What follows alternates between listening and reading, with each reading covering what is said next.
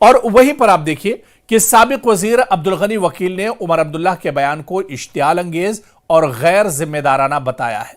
उनका मौकफ है कि ऐसी बातों से रियासती दर्जे की बहाली मजीद ताखीर का शिकार हो सकती है।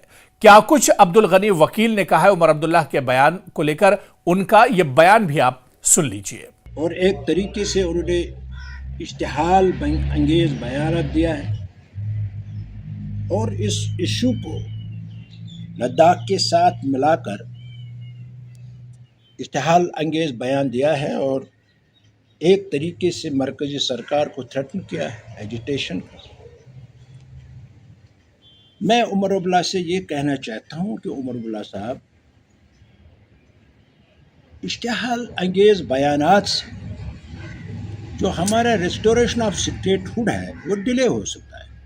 इस इशू पर बात करते हैं, ये रेस्टोरेशन को डिले की तरफ ले रहा है और जो बहुत बड़ी बदकिस्मती है।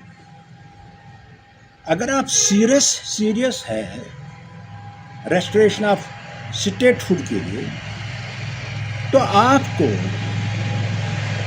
ऑल पार्टीज मीट बुलाना चाहिए, पॉलिटिकल लीडर्स बुलाने चाहिए, उनसे डिस्कस करना चाहिए और एक डेलीगेशन प्राइम मिनिस्टर से मिलना चाहिए, होम मिनिस्टर ऑफ इंडिया से मिलना चाहिए।